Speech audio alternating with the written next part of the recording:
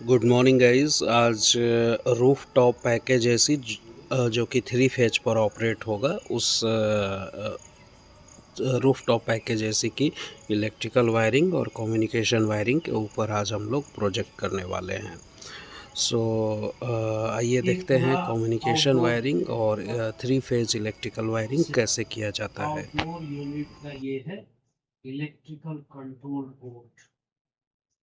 और ये जो है यहाँ ये है इंडोर यूनिट का पीसीबी बोर्ड और इलेक्ट्रिकल। सबसे पहले ध्यान से समझना, समझ एकदम ध्यान से समझना। सबसे पहले ये 3 फेज की इलेक्ट्रिकल वायरिंग है। ठीक है, 3 फेज की इलेक्ट्रिकल वायरिंग कैसे होती है?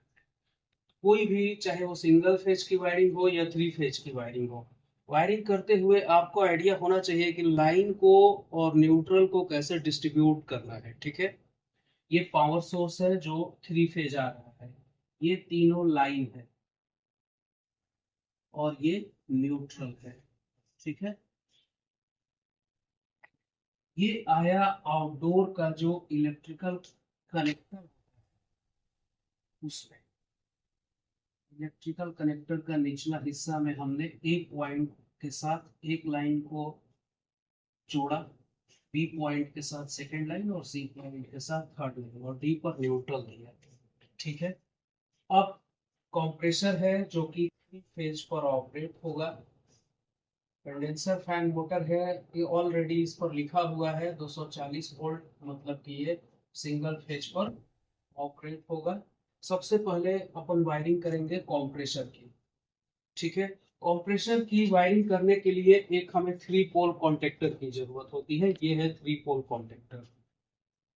कॉन्टेक्टर का जो निचला इलेक्ट्रिकल टर्मिनल है, यहाँ L1 L2 L3 लिखा है। तो A से L1 को मर्ज कर रहा हूं,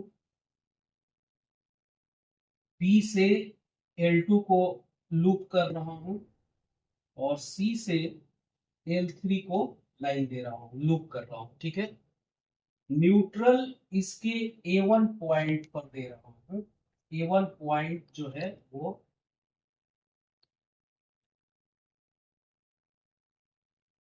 न्यूट्रल वाला वायर लेकर, न्यूट्रल वाली वायर को आगे बढ़ाकर मर्ज कर दिया A1 के साथ। ठीक है, ये न्यूट्रल है, न्यूट्रल,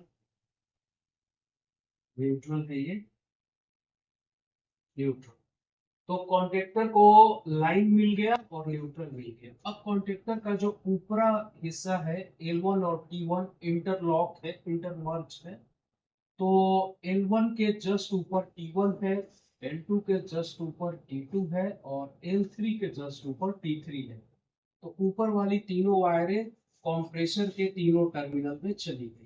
कंप्रेसर 3 फेज पर न्यूट्रल की जरूरत नहीं है लाइन पर ऑपरेट करना। ठीक है, तो इस तरीके से कंप्रेसर को लाइन दे दी है। ओके, कंप्रेसर की वायरिंग कंप्लीट होगी। अब बच गई कंडेंसर फैन मोटर की वायरिंग। कंडेंसर फैन मोटर जो कि सिंगल फेज पर ऑपरेट होगा, इसके 4 वायर निकले हैं, 2 वायर ऑलरेडी कैपेसिटर में लगा हुआ है। ठीक है, ऑलरेडी 2 वायर कैपेसिटर में लगा है। जो दो बच जा रहा है उसमें आइडेंटिफाई कर लेंगे कि लाइन वाली कौन सी वायर है। और लाइन वाली जो वायर है वो कॉन्टेक्टर का जो T1 पॉइंट है ऊपर वाला, उसके साथ हम मर्ज कर दिए, जोड़। और जो न्यूट्रल वाला जो वायर है, वो न्यूट्रल वाली वायर अब electrical connector second, electrical connector second, एक और फर्स्ट के बगल में सेकेंड दिया है। तो फर्स्ट के डी पॉइंट से लूप करते हुए इसके ए पॉइंट को न्यूट्रल बना दिया मैं।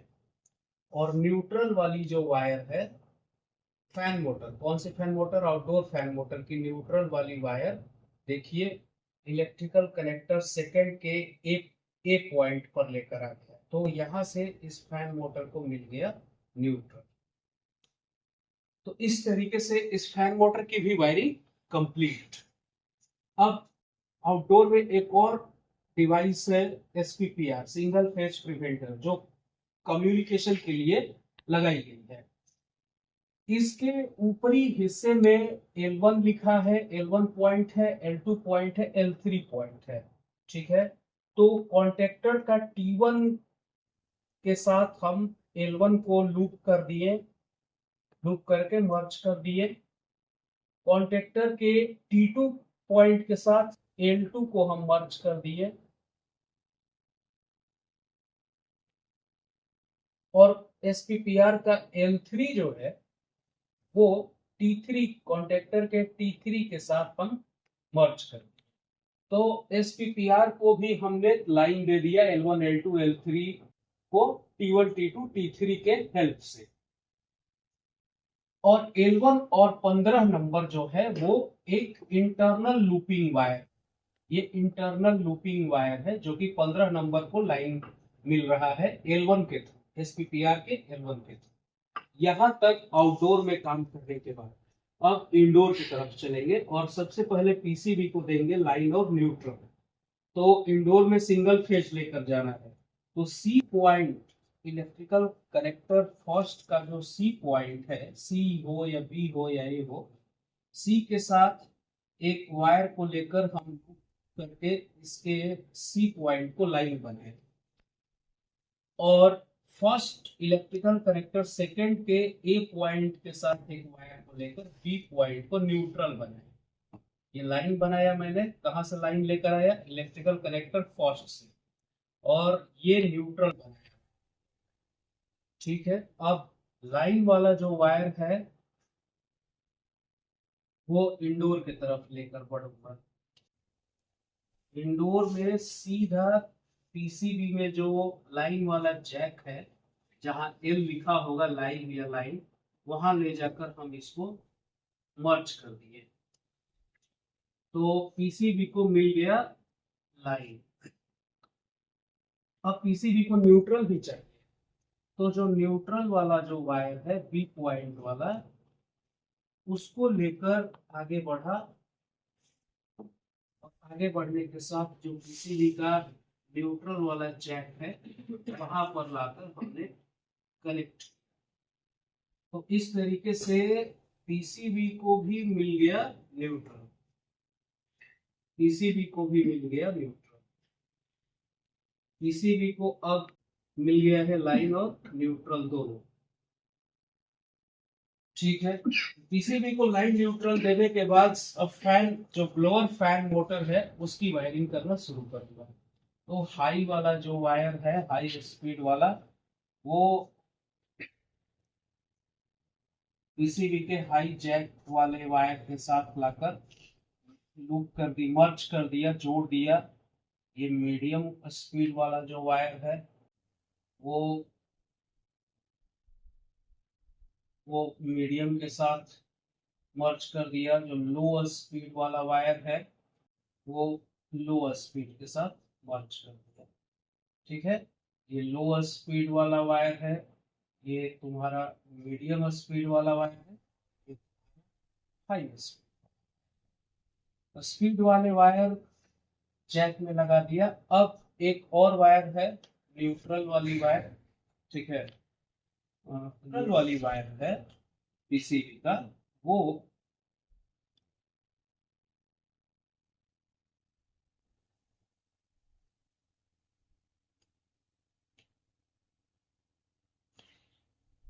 न्यूट्रल वाले वायर जैक के पास ले।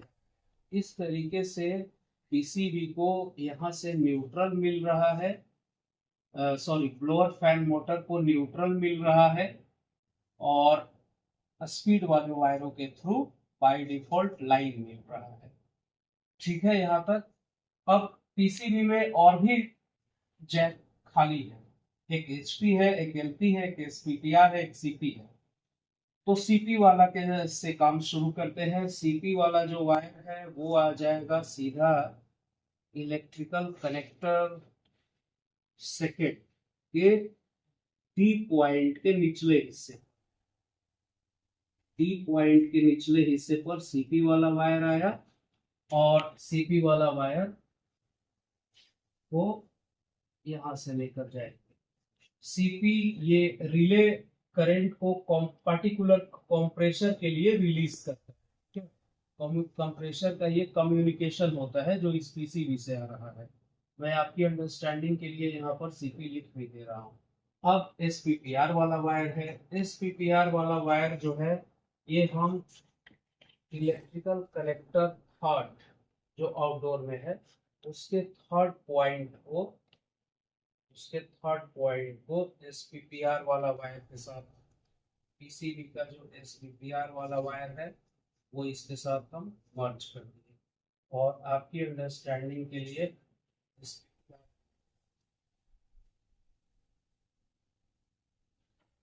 किया, ठीक है। और 4 नंबर जो है वो 4 नंबर एचपी वाला जो वायर है उसके साथ हम मर्ज कर देते हैं। और आपकी अंडरस्टैंडिंग के लिए एचपी लिख दे रहा हूँ, एचपी। और जो फर्स्ट वाला जो वायर है, फर्स्ट वाला जो इलेक्ट्रिकल टर्मिनल है, इलेक्ट्रिकल कॉन्टेक्टर थर्ड का, उसके साथ मैं एलपी को मर्ज कर रहा हूँ। और आपकी अंडरस्टैंडिंग के लिए मैं यहाँ पर एलपी लिख भी दे रहा हूँ, एलपी, ठीक है। ओके। अब एसपीपीआर वाला जो वायर है वो कितना नंबर पर जाएगा, यहाँ से 16 पर जाएगा। एसपीपीआर पीपीआर दे दिए हम, okay. 18 number as it is ऐसे ही छोड़ दिए। अब आउटडोर में दो कंपोनेंट जो अपन स्किप कर रहे थे, एचपीएस एलपीएस। तो एचपी, सबसे पहले अब एचपी की वायरिंग की जाए। एचपी की वायरिंग करने के लिए जो एचपी की एक वायर, एक साइड वाली जो वायर है वो सीधा मैं लेकर आ गया 4 नंबर पर।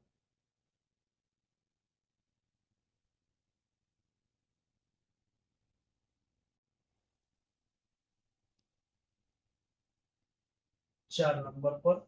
और जो दूसरी वाली जो इसकी जो वायर है वो 2 नंबर पर लेकर आऊंगा,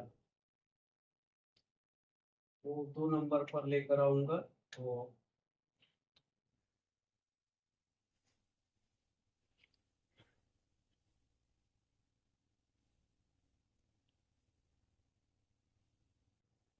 क्योंकि 2 नंबर पर लाइन गया है,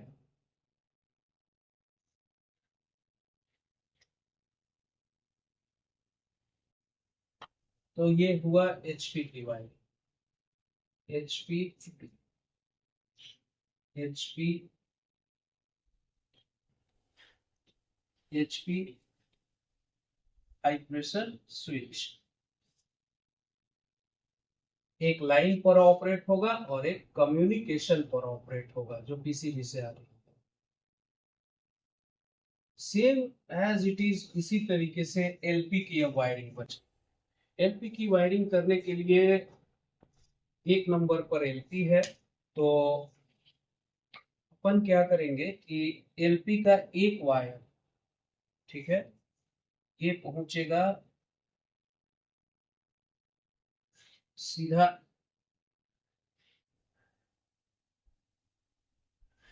इसके, मतलब यहाँ पर ये पहुंच जाएगा, ये इसके ऊपरी हिस्सा पर पहुंचेगा। इसके ऊपर वाली जो टर्मिनल है इसके साथ लाकर मर्ज कर दिए, ठीक है। और जो दूसरी जो वायर बची हुई है वो क्या करेंगे कि इस 15 नंबर के साथ, ठीक है, 15 नंबर के साथ दे देंगे।